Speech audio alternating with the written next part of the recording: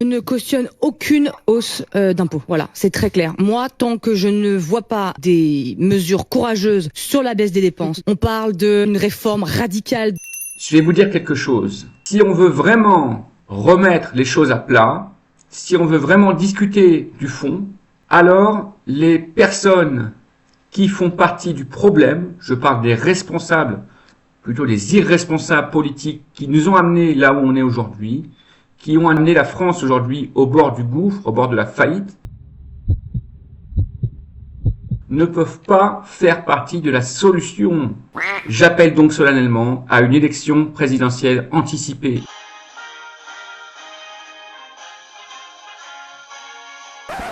Et ce que je veux dire par là, si vraiment on doit remettre tout à plat et décider soit de coupes importantes dans le train de vie de l'État, soit de modifier, je dis pas d'augmenter, de modifier la fiscalité, alors ça va être un débat de fond, et un débat de fond ne peut se faire en toute sérénité que sans ceux qui en sont, au moins pour partie, responsables de cette pagaille. J'appelle donc solennellement à une élection présidentielle anticipée. Courageuse sur la baisse des dépenses. On parle d'une réforme radicale, on parle de l'annihilation du millefeuille administratif, des doublons et des triplons qui nous coûtent des milliards. Une réduction drastique de l'emploi public en passant notamment par le non-renouvellement des postes. Tant que je vois pas ça, je ne cautionne plus aucune augmentation d'impôts. Allez les amis, salut à tous et amis négociateurs, j'espère que vous allez bien. Je voulais réagir quand même sur cette vidéo, puisqu'on parle de plus en plus, je sais pas si vous entendez là. Tendez l'oreille, tendez l'oreille. On parle quand même de plus en plus d'une TVA à 22% à effet du 15 septembre 2026 par 49.3. Ça me fait grincer des dents, ça me fait halluciner, ça me fait vomir parce que, bien évidemment, comme cette dame dénonce, les premières économies à faire, c'est en direction des plus hauts sommets de l'État. On est dans le pays déjà où on paye le plus d'impôts, de taxes et de normes au monde. Si tu nous rajoutes 2% de TVA, 2%, c'est peut-être ce qui reste à des milliers de familles pour survivre. Et pour arriver à manger jusqu'à la fin du mois. Quand tu vois les milliards qui partent en fumée avec les emplois qu'on peut penser être fictifs ou pas loin, les comités théodules qui servent à tourner en rond et à faire des coloriages, les millefeuilles administratifs, les doublons, voire les triplons. Quand tu vois la tonne d'impôts, de taxes et de normes qu'on paye partout et pour tout. Et là, ils veulent nous augmenter la TVA. Commençons déjà à nous attaquer à la gabegie des dépenses de l'État. Je rappelle juste qu'avec toutes ces agences qui ont été mises en place, ça coûte environ 80 milliards. Donc commençons à faire justement des économies. La gabegie de toutes ces agences théodules. Commençons aussi à revoir un peu notre aide au monde entier. Accueil inconditionnel, qui même discrimine aujourd'hui les Français, il faut le dire. L'aide médicale d'État, où les personnes en situation illégale ne payent absolument rien alors que les Français payent. Commençons aussi à voir l'ASPA, l'aide de solidarité pour personnes âgées, qui est un vrai scandale. Les personnes n'ont jamais cotisé, ils peuvent toucher le minimum vieillesse, auquel viendra s'additionner d'autres prestations sociales. Donc ce n'est pas normal. Je suis contre. Quand tu vois un Sénat avec un effectif de fou, une Assemblée nationale avec un effectif de fou, presque 900 fonctionnaires, rien que pour l'Assemblée nationale. Presque 900 fonctionnaires de plus, rien que pour le Sénat. Et tout ça pour quel résultat en termes de débat public? Aucun, puisque la plupart des grandes réformes que le président veut mettre en place sont mises par 49.3. Et de toute façon, qu'est-ce qui chapeaute le gouvernement français? C'est l'Union européenne avec le Parlement de Bruxelles. Donc à quoi ça sert d'avoir encore un Sénat, une Assemblée nationale, plus le Parlement de Bruxelles? À mon avis, il y a un doublon. Il y a un doublon quelque part. Puisqu'ils veulent pas sortir de la loi, le 49.3, donc ça sert à rien, en fait, de maintenir tout ça. Tous ces gens qui sont payés des fortunes, sans compter leur retraite chapeau, leur indemnité de fin de mandat. Et je te rappelle que les élus, là, viennent de voter l'augmentation de leur indemnité de fin de mandat, qui passe maintenant à 100% pendant 1 an après la fin de leur mandat. Ce qui fait que là, en avril ou en mai, quand ils vont jarter, tous ces élus-là, eh bien, pendant 12 mois complets, ils auront 100% de leur indemnité. 100%. Les châteaux, chaque ministère, il a un château en France, t'es au courant, entretenu avec nos impôts, nos taxes.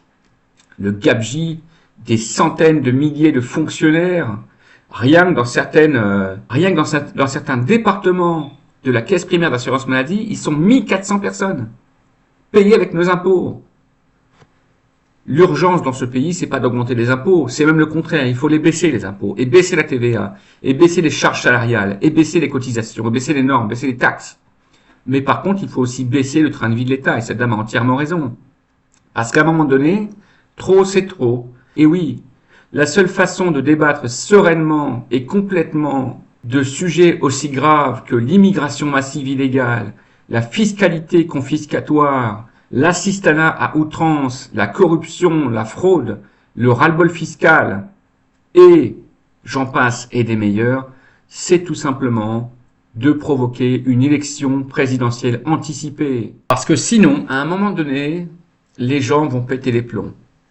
Si on veut vraiment remettre les choses à plat, si on veut vraiment discuter du fond, alors les personnes qui font partie du problème, je parle des responsables, plutôt des irresponsables politiques qui nous ont amenés là où on est aujourd'hui, eh bien moi j'affirme que les personnes qui font partie du problème ne peuvent pas faire partie de la solution. Et ce que je veux dire par là, si vraiment on doit remettre tout à plat et décider soit de coupes importantes dans le train de vie de l'État, soit de modifier la fiscalité, alors ça va être un débat de fond, et un débat de fond ne peut se faire en toute sérénité que sans ceux qui en sont, au moins pour partie, responsables. J'appelle donc solennellement à une élection présidentielle anticipée. Et il est hors de question de patienter jusqu'à mai 2027 et de subir encore certainement un 49.3 là qui se profile à l'horizon pour septembre, voire un deuxième pour décembre, de se faire saigner encore comme des gorées par des gens qui de toute façon sont rejetés par l'immense majorité de la population française. Ça, c'est un abandon, une démission qui ne dit pas son nom, des élus de la République qui refusent de destituer ce qui doit être destitué, qui refusent de défaire ce qui doit être défait, par peur de perdre leur siège de député, de sénateur. À mon sens, il y en a quelques-uns, c'est ça qui les handicape. Et donc, on a une espèce de paralysie nationale où rien ne va plus, où tout le monde le sait très bien, mais certains élus font semblant de ne rien voir, regardent par terre leurs chaussures, en attendant que ça passe et qu'on arrive à la prochaine élection présidentielle.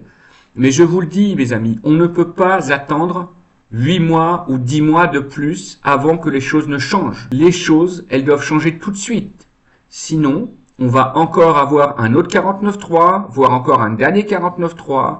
On va encore avoir des lois liberticides, confiscatoires, et les gens vont finir par péter les plombs, par tout cramer dans ce pays, et peut-être qu'on va assister à une deuxième révolution française.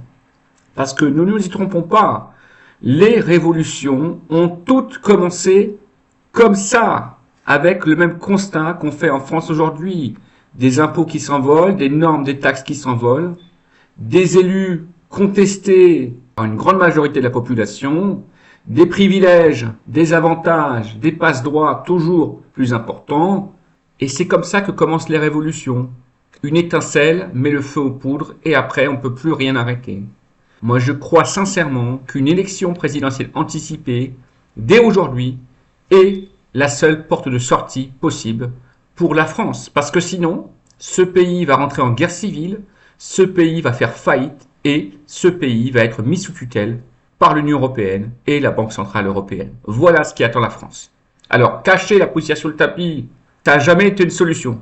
Maintenant, partagez, réagissez, dites-moi dans les commentaires si vous pensez que j'ai un peu raison ou que non, je suis complètement stupide et qu'il faut encore laisser Macron jusqu'en mai 2027 et lui laisser l'occasion de passer encore 2, 3, 4 lois par 49.3 et d'augmenter nos impôts à 22% de TVA là. Ciao, c'était Ami Négociateur. Ciao.